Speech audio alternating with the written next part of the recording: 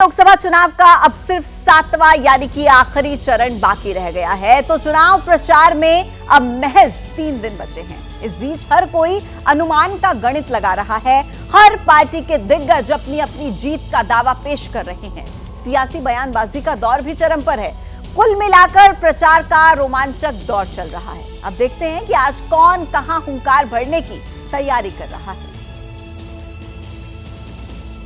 जो भी कहें 4 जून के बाद इंडिया की सरकार आने वाली है। राहुल बाबा, आपकी पार्टी को 40 भी पार करना नहीं है। जो लोग हैं सत्ता में वो जान गए हैं कि 4 जून के बाद उनकी सरकार बनने वाली नहीं है। अखिलेश बाबू, आपका 4 भी पार नहीं होना है। हमने डॉक्टर साहब को बोला बेड रेस्ट अब तेजस्वी तभी करेगा जब नरेंद्र मोदी जी को बेड रेस्ट ना करा दे।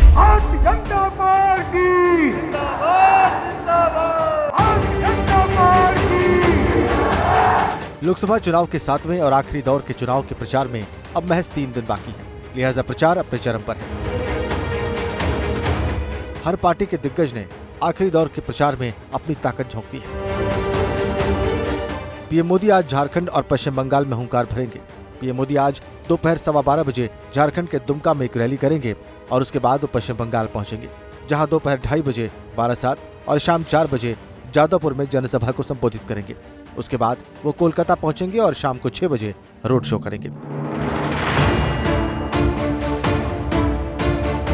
आखिरी दौर के प्रचार में अमित शाह भी आज ओडिशा में चुनावी रैलियां करेंगे। अमित शाह दोपहर 12:30 बजे ओडिशा के भद्रक और दोपहर 2:15 बजे जाजपुर में जनसभा करेंगे, तो शाम 4 बजे जगत सिंहपुर में एक चुनावी रैली को संबोधित करेंगे। वहीं बीजेपी अध्यक्ष आज हिमाचल प्रदेश के चुनावी दौरे पर रहेंगे, जहां वो सुबह 11 बजे किन्नौर में, दोपहर 1:15 बजे मंडी में जनसभा करेंगे और दोपहर 3:15 बजे शिमला में एक चुनावी रैली को संबोधित करेंगे। 7वें दौर के लिए इंडिया गठबंधन ने भी कमर कस ली है। इस दौर में राहुल गांधी भी रैलियां कर रहे हैं। आज यूपी में राहुल गांधी और अखिलेश यादव फिर एक साथ चुनाव प्रचार में उतरेंगे। दोपहर 1:45 बजे बांसगांव लोकसभा क्षेत्र के तहत थरवा में चुनावी सभा को संबोधित करेंगे और शाम 4 बजे वाराणसी के गंगापुर में एक संयुक्त रैली करेंगे। 7वें और आखिरी दौर के चुनावी रण में भी जोरदार शब्दवाण चल रहे हैं।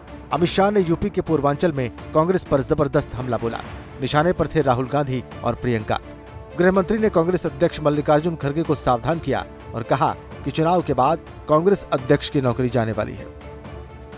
4 तारीख को मोदी जी की, भाजपा की, एनडीए की विजय निश्चित है और 4 तारीख को दोपहर को आप देख लेना, ये राहुल बाबा के लोग प्रेस कॉन्फ्रेंस करेंगे कि ईवीएम के कारण हम हारे।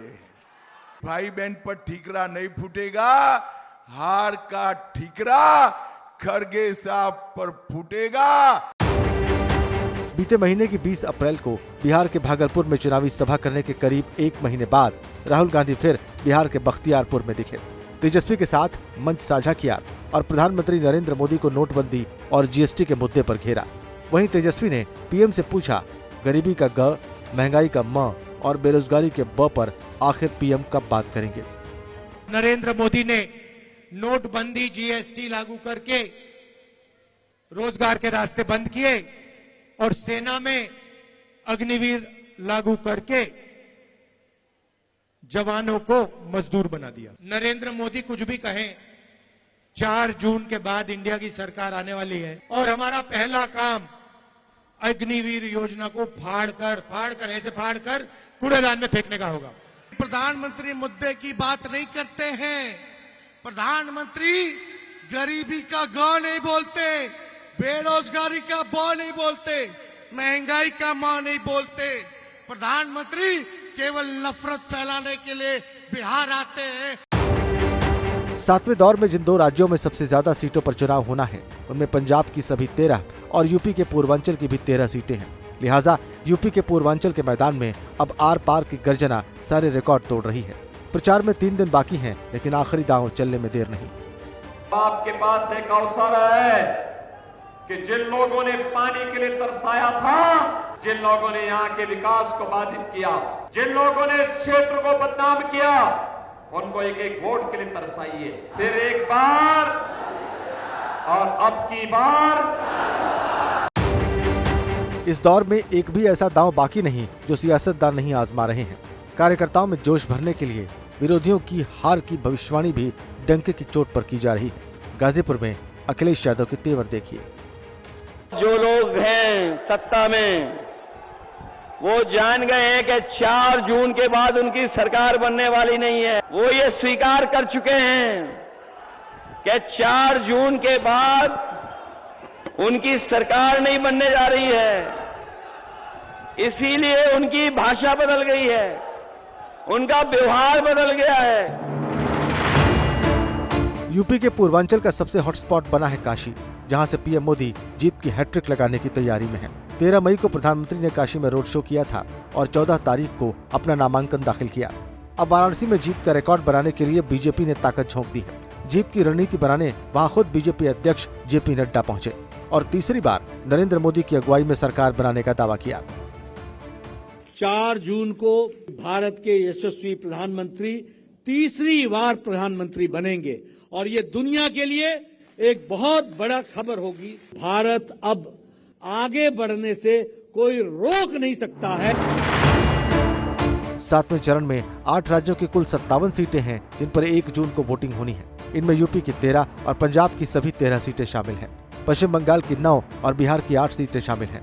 इसी दौर में ओडिशा की 6 और हिमाचल प्रदेश की सभी 4, तो झारखंड की 3 और चंडीगढ़ की एकमात्र सीट पर भी चुनाव होना है। अगर 2019 यानी पिछले चुनाव के नतीजों की बात करें तो 7वें दौर में जिन 57 सीटों पर चुनाव होना है, 2019 में एनडीए ने इनमें से 32 सीटें जीती थीं, जिसमें अकेले बीजेपी के पास 25 सीटें थीं, तो यूपीए को 9 और अन्य के खाते में 14 सीटें गई थीं। इस बार समीकरण बदले हुए हैं। पंजाब में अकाली दल और बीजेपी का गठबंधन नहीं है, वहां कांग्रेस और आम आदमी पार्टी समेत 4 कॉर्नर फाइट है। हिमाचल में इस बार सत्ता में कांग्रेस है, बीजेपी को 4-0 रिपीट करना चुनौती होगी। बिहार में इसी साल पाला बदलकर नीतीश बीजेपी के साथ आए हैं, लिहाजा बीजेपी को नीतीश के खिलाफ कथित नाराजगी को काउंटर करना पड़ रहा है। हालांकि यूपी में ओम प्रकाश राजभर के साथ आ जाने से बीजेपी की मुश्किल थोड़ी कम हुई है, क्योंकि पूर्वांचल में राजभर का खासा वोट बैंक है। वो बीजेपी के पाले में आने से हारी हुई और कम अंतर से जीती हुई सीटों का समीकरण आसान हो सकता है। जैसे ही घड़ी का काटा दोपहर 2:30 पे आए, बबीता जी का दिल सास बहू साजिश के लिए मचल जाए। और ये है इनकी बहू, पूरे दिन ऑफिस की टेंशन हो जाए गॉन जब ये करें अपना फेवरेट शो फ्री टाइम पे ऑन। इनकी तरह आप भी देखिए अपना फेवरेट शो अपने टाइम पर और डाउनलोड कीजिए एबीपी लाइव ऐप अपने स्मार्ट टीवी पर।